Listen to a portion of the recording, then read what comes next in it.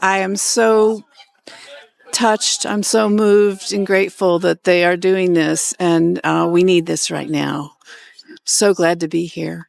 When there's one person who get mad, please the rest just be quiet. Don't try to fix anything. Just let him be. Just let her be.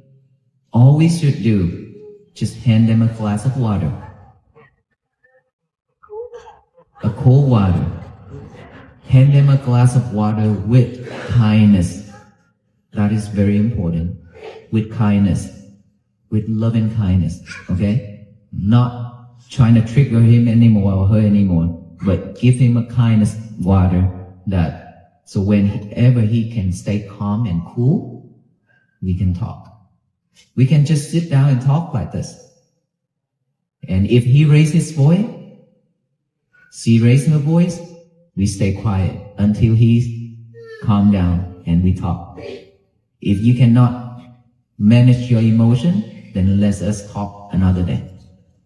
If we can do this, our family should be perfectly, should live peacefully every day. And that is how you support this mission to walk with us to Washington, D.C. But Washington, D.C. is not the final destination. We have to walk for the rest of our life until our last breath. Because this peace is something that we have to practice every day. Right? It cannot fall down from the sky. We cannot expect anybody to do this for us but ourselves. So will you walk with us from now on? Yes. And if you walk with us from now on, then the method of mindfulness is what we should learn. The breathing is our breath. We live with this breathing every day. But we didn't realize our breath is short or long, right? We just breathe like a machine, like a robot, just to survive, because it's already with us for so long already. So now that we breathe with intention, that we pay attention, concentration, awareness to our breath, each breath going in and out.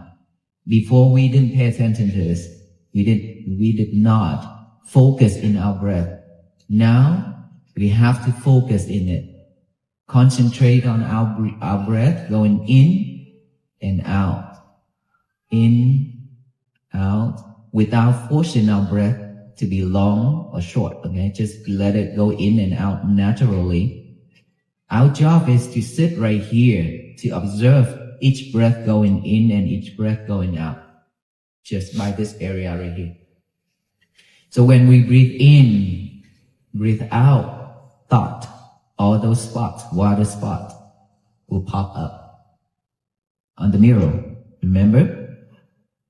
All those spots will pop up, which is our thoughts. Thought about the past, thought about the future. It will just pop up one after another. Believe it or not, we can practice and we can see. Let us all close our eyes, relax, and then just pay attention to our breathing, okay? Just for a few minutes. Okay, let's open our eyes. Now tell me, how many of us see the monkey? A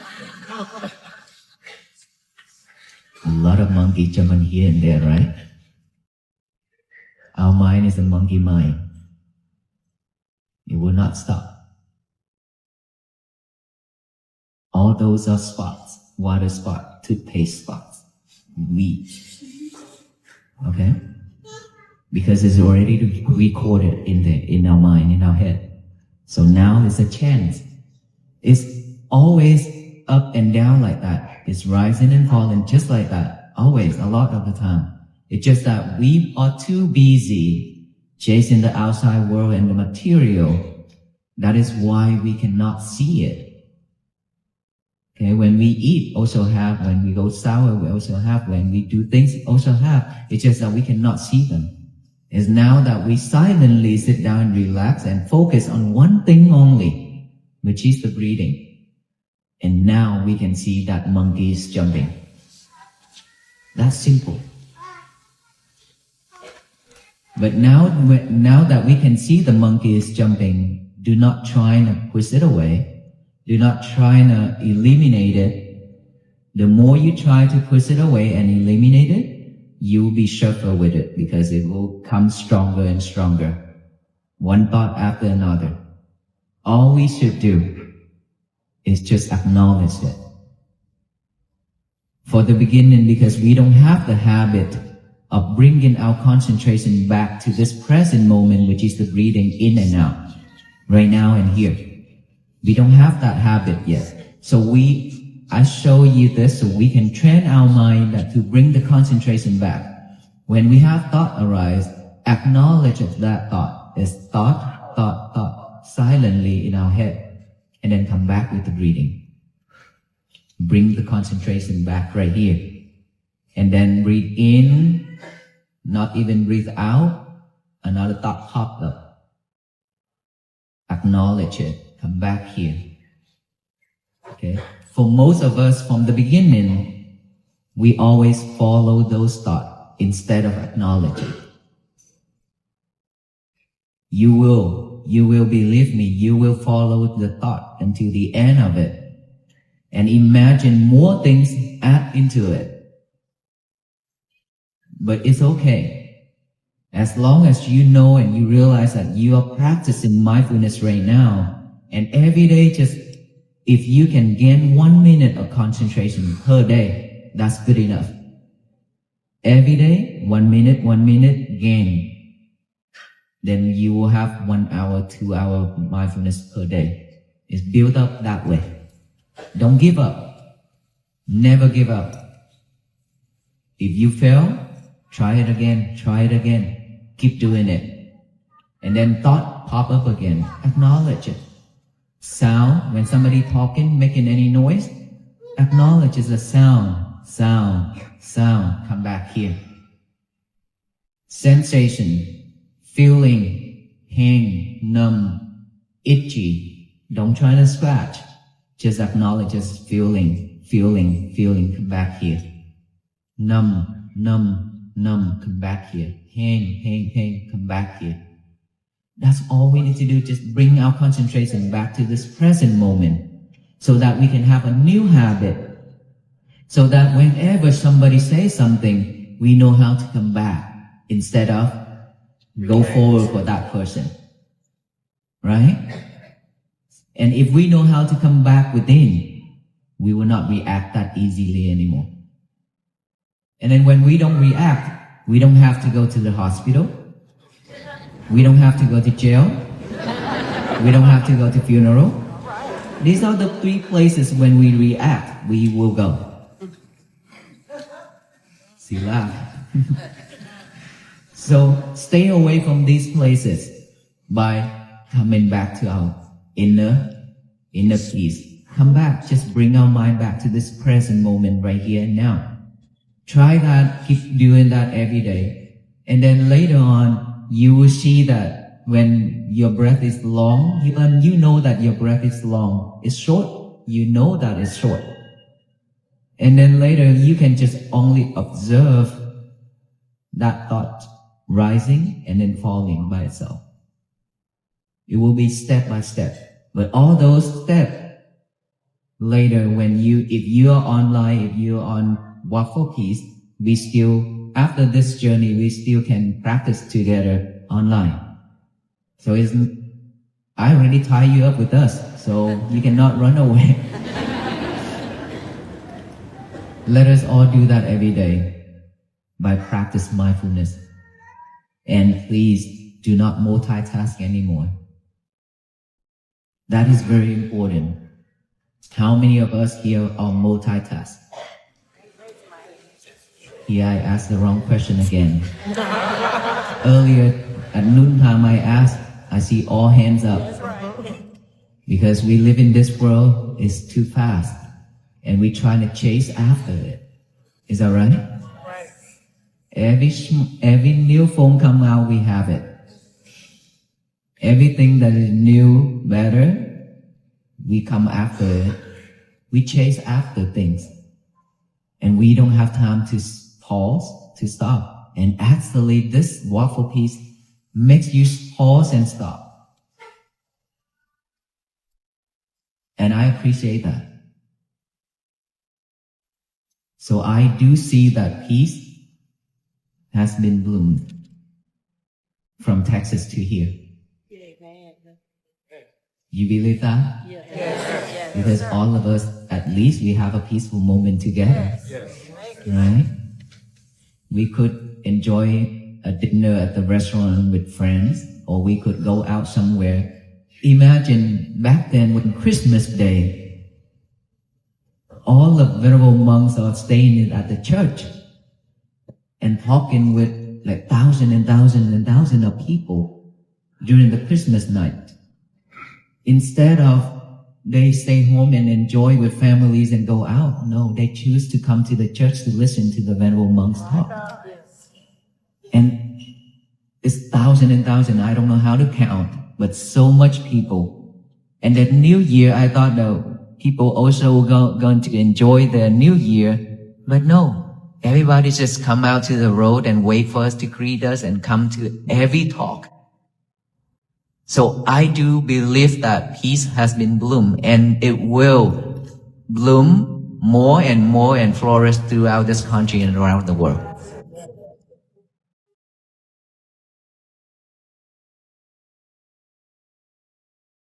But again, it will have to have all of us to do this together to make the difference. Every day when we wake up in the morning, the first thing we should do before our mind is picking up all those spots, water and weeds and toothpaste, to chew it over and over, okay? Before our mind picking up all those things, we should give our mind a job to do. When our mind is silent, it will automatically pick up all the bad things to chew, to think over and over. So I call all those are trash. Our mind will pick up all those trash to chew it over and over. Don't do that. Before it pick up all those trash, let's give our mind a job to do with our hand. Get a piece of paper and a pen now. Write down the statement. Today is going to be my peaceful day. And I have seen these days, I have seen that sign. Today is my peaceful day. Almost a lot along the road. I was happy. That makes my day. That I can run instead of walk. So write that down, even we memorize it already. It doesn't matter if we memorize it. It doesn't matter how many times you have listened to my talk. But we should get the paper and write it, because when the hand and the head working together, it makes a difference. It reminds us a lot more. Okay? So write it down. Today is going to be my peaceful day. After that, read it over with our eyes. Read it over and over with our eyes. Now the mind have another job to do, which is to the eyes. And then after that, read it out loud with our mouth. Today is going to be my peaceful day. To tell the universe that today is going to be my peaceful day, so no one in this world can mess it up except us. Remember, no one in this world can mess our day up. Only us. Okay? So don't let ourselves kill ourselves. Don't mess it up. You work really hard. You deserve to have a better life. You deserve to have a peaceful life. Don't ruin it. Enough is enough. We've been living in this world and we've been suffered too much already. Don't let anybody control us. Don't let anybody to trigger us. We have to manage all those feelings. There is a profound difference between a destination and a journey, a distinction that often eludes us in our fast-paced, goal-oriented lives. We are conditioned to view peace as a place we eventually arrive at, a retirement home by the sea, a completed project, a finalized divorce, or a debt-free bank account. We tell ourselves that once we reach that specific coordinate in time and space, we will finally exhale. But the wisdom of the walk for peace, as illuminated by the teachings of Venerable Bhikkhu Panikkara, invites us to dismantle this illusion. Peace is not a finish line, it is the manner in which we walk. It is not something that falls from the sky, ready-made and wrapped in silence. It is a discipline, a daily cultivation, and a relentless commitment that continues until our very last breath. When we consider the physical act of walking for peace, a pilgrimage that might stretch from Texas to Washington, D.C., it is easy to fixate on the capital city as the endpoint. But the Venerable reminds us that Washington, D.C. is merely a geographical marker. The true walk does not end there. If we view peace as a static trophy to be won, we will inevitably be disappointed. The world will continue to spin in its chaotic rhythm. The news cycles will not suddenly turn benign. Our personal challenges will not evaporate simply because we have decided to be peaceful. The walk is a metaphor for the rest of our lives. We cannot expect anyone else to manufacture serenity for us, not our partners, not our governments, and certainly not the external circumstances of a volatile world.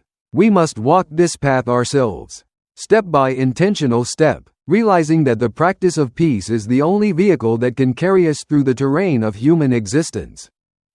This realization brings us intimately close to the environments where our peace is most frequently tested, our homes and our closest relationships.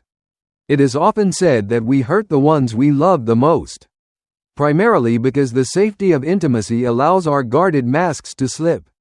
We have all stood in the center of a domestic storm, watching a partner, a parent, or a child spiral into anger. The air becomes charged with tension, and our immediate instinct is often to match that energy, to defend, to correct, to fix the situation, or to raise our own voices in a cacophony of righteousness. We want to extinguish the fire with more fire, or perhaps with a suffocating blanket of logic and argument. However, the mindfulness perspective offers a radical alternative. A method of de-escalation that requires immense inner strength masked as passivity. When one person gets mad, the advice is simple yet excruciatingly difficult. Please, just be quiet. Do not try to fix anything in that volatile moment. Do not offer solutions, and do not launch a counterattack. Instead, we are invited to perform a physical act of service that serves as a powerful metaphor for our internal state. Hand them a glass of water. This is not a trivial gesture. To hand an angry person a glass of cool water is to disrupt the pattern of aggression with an offering of elemental kindness. But the physical water is only half the medicine. The vessel in which it is delivered matters just as much. We must hand it to them with genuine loving kindness, without a trace of sarcasm or condescension. We are not trying to trigger them further. We are trying to cool the flames. If we can remain the anchor of calm while the storm rages, if we can stay quiet when the voices raise, we create a space where the anger can run its course without destroying the foundation of the relationship. We wait until the calm returns, and only then do we talk. This practice of cooling down is the bedrock of a peaceful family life. It acknowledges that emotions are transient weather patterns. If we cannot manage our own emotions enough to offer that glass of water with love, then we are not ready to engage. We must learn to say, "Let us talk another day," and retreat to preserve the peace. This is how we support the mission of peace, not just by marching in the streets, but by refusing to march into the battlefield of our own living rooms. To act with such restraint and compassion in the heat of the moment requires a reservoir of mindfulness that must be filled long before the conflict arises. We cannot summon a deep, abiding peace in a crisis if we have not practiced it in the quiet moments. This brings us to the most accessible, yet most overlooked, tool in our spiritual toolkit, the breath. For the vast majority of our lives, we breathe like machines. We function like biological robots, inhaling and exhaling strictly for survival, oblivious to the rhythm that sustains us. We treat the breath as a utility, something that happens in the background while we chase the important things in life. Mindfulness asks us to shift from this robotic existence to a life of intention. We are invited to pay attention, true, concentrated awareness, to the simple mechanism of the breath entering and leaving the body.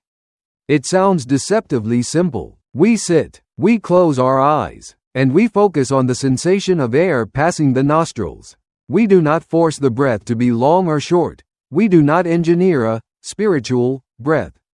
We simply observe what is already there. We observe the inhalation. We observe the exhalation. We anchor our attention to this small patch of physical reality. It is in this attempt to be simple that we encounter the immense complexity of our own minds. The moment we decide to sit silently and watch the breath, we are often confronted with the shocking realization of just how noisy our internal world actually is. The Venerable uses the evocative image of spots on a mirror. Imagine a bathroom mirror splattered with toothpaste, water spots, and dust. When we are rushing through life, moving at the speed of commerce and distraction, we don't notice the dirty mirror. We just glance at the reflection and keep moving. But when we stop, when we sit in stillness and turn the lights of awareness on, we suddenly see every spot. We see the residue of the past, the anxieties of the future, and the accumulated grime of daily stressors. These spots are our thoughts. And oh, how they jump! The monkey mind is not just a clever phrase. It is a visceral experience for anyone who has tried to meditate. We close our eyes to find peace, and instead, we find a circus. The monkey jumps from a conversation we had yesterday to a worry about a bill due next week, to a song lyric, to a sudden itch on our nose. It is relentless. This realization can be discouraging. We might think, I'm bad at this, my mind is too busy. But seeing the monkey is the practice. We cannot clean the mirror if we don't see the spots. We cannot tame the monkey if we don't know it is jumping. The crucial instruction here is one of gentleness. There is a tendency, especially in the ambitious West, to treat meditation as a war against thought. We want to push the monkey away, to eliminate the thoughts, to scrub the mirror aggressively until it is pristine. But the more we push the thoughts away, the more they push back. If we try to suppress the mind, we will feel suffocated by it. The thoughts will return, stronger and louder, fueled by our resistance. Instead, we are taught to acknowledge. We treat the thoughts like visitors who have knocked on the door, rather than intruders to be shot on sight. When a thought arises, whether it is a memory, a plan, or a fantasy, we simply label it thought. We acknowledge its presence, and then, with infinite patience, we escort our attention back to the breath. We breathe in. A thought pops up. We acknowledge it. We return to the breath. A sound interrupts us. We label it sound. We return to the breath. An itch arises. We label it feeling. We return to the breath.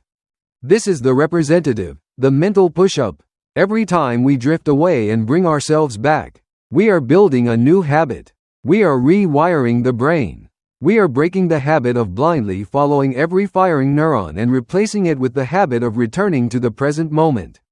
If we can gain even 1 minute of true concentration a day, that minute is a victory. It builds up. 1 minute becomes 2. 2 becomes 10. It is a cumulative wealth. We must never give up. Even if we feel we are failing, the only failure is to stop trying. Why is this repetitive, seemingly boring training so vital? Because the stakes are incredibly high. This is not just about relaxation, it is about safety. It is about keeping our lives from derailing. When we do not know how to come back to the present moment, we are at the mercy of our reactions. We live in a reactive state, where an external trigger, a rude comment, a traffic jam, a piece of bad news, immediately launches us into a spiral of emotion and action that we cannot control. The Venerable outlines the 3 destinations of the reactive life with chilling clarity: the hospital, the jail, and the funeral home. These are the places we end up when we lose control. We react with violence, and someone gets hurt, hospital. We react with rage and break the law, jail. We react with reckless abandon or allow stress to destroy our physical bodies. Funeral. These are the extreme termini of a life lived without the pause button of mindfulness. By practicing the return to the breath, we are installing a braking system in a car that has previously only had an accelerator. We are learning to stay away from these three tragic destinations by coming back to our inner peace. When someone insults us, the old habit would be to go forward at them, to attack. The new habit, forged in the silence of our morning practice, is to come back to ourselves, to breathe, to check in, to choose a response rather than a reaction. This capability is the ultimate protection for ourselves and our families. It preserves our freedom, our health, and our lives. But how do we ensure we have the capacity to do this? We cannot leave it to chance. We must program our minds before the world programs them for us. The transcript offers a beautiful, tactile morning ritual that bridges the gap between intention and reality. Every morning, we wake up with a choice. Usually, our mind immediately begins picking up the trash. Before we have even brushed our teeth, our brains are chewing on the water spots and toothpaste of the past, old arguments, old hurts, old worries. The mind, left to its own devices, gravitates toward the negative. It picks up the trash and chews on it over and over again. We must intervene before this automatic process begins. We must give the mind a job to do. The instruction is specific and powerful. Get a piece of paper and a pen. In a digital age, the act of writing by hand is significant. It connects the hand and the head in a way that typing does not. We write down a statement of intent. Today is going to be my peaceful day. We don't just think it. We write it. Then, we look at it. We let the eyes do their job, reading the words over and over, feeding that data into the brain. Then, we engage the voice. We read it out loud. We declare it to the universe. Today is going to be my peaceful day. This is not mere positive thinking. It is a neurological command. We are setting the coordinates for the day's journey. By engaging the hand, the eye, and the mouth, we are solidifying the intention. We are telling ourselves that no one has the power to mess up this day except for us. Not the boss, not the traffic, not the news. We have claimed the day for peace. When we do this, we begin to see signs of peace everywhere. We notice the beauty on the road. We appreciate the ability to move our bodies. We find joy in small things. We manifest what we look for. If we look for trash, we find trash. If we look for peace, we find peace. We work too hard and have suffered too much to allow our days to be ruined by external triggers. We deserve a peaceful life, but we have to claim it, write it down, and defend it every morning. As we cultivate this individual peace, through the breath, through handling conflict with kindness, through setting our morning intentions, something miraculous happens. The peace begins to bloom. It expands beyond the boundaries of our own skin and affects the world around us. We begin to realize that our frantic multitasking and our obsession with speed have been the enemies of this bloom. We live in a world that worships velocity. We chase the newest phone, the better car, the faster upgrade. We run like hamsters on a wheel, multitasking our way through life, believing that doing more things at once makes us more effective. In reality, it just makes us more fragmented. We are rarely fully present for anything. We are physically at dinner with friends, but mentally on our phones. We are physically walking, but mentally planning the next hour. The Walk for Peace challenges this culture of speed. It forces a pause. It asks us to stop chasing and start being. When we stop multitasking and start doing one thing with full presence, whether that is walking, breathing, or listening, peace creates a ripple effect. The venerable notes that peace has bloomed from Texas to the current location. Not because of a grand political shift, but because individuals stopped to share peaceful moments. People came out to the roadsides, not to rush, but to greet, to listen, and to connect. This is the collective power of mindfulness. When we stop chasing the material world and start valuing the internal world, we become lighthouses for others. A peaceful family creates a peaceful neighborhood. A peaceful neighborhood contributes to a peaceful nation. It is organic. It grows from the soil of our personal practice. We are not just walking for ourselves. We are walking to show that a different rhythm is possible. We are walking to prove that we don't have to be slaves to the next notification or the next upgrade. We can be content. We can be whole. Ultimately, this journey brings us back to the stark reality of our own responsibility. The walk for peace, and the essay of our lives, concludes with a call to total ownership. The universe is listening to our declarations, but it is waiting for us to act. We have been tied together by this shared knowledge, by the invisible thread of mindfulness practice. We can no longer plead ignorance. We know the tools. We know about the breath. We know about the cool water. We know about the morning writing. The final realization is that no one can save us but ourselves. We cannot outsource our emotional regulation. We cannot wait for the world to become a utopia before we decide to be peaceful. That day will never come. We must manufacture the peace we seek within the factory of our own hearts. Every single day. So, the question remains, will you walk, not just to Washington, D.C., but through the valleys and peaks of your remaining years? Will you commit to the practice when it is boring, when it is hard, when the monkey mind is screaming? Will you handle the glass of water with kindness when everything in you wants to throw it? Peace is a practice. It is a daily decision to not pick up the trash, to not go to the jail of reaction, and to treat every breath as a sacred arrival. Let us make the vow, written on paper and etched in our hearts. Today is going to be my peaceful day. And then, let us stand up and walk, together, one mindful step at a time, until the road rises to meet us and our journey is done.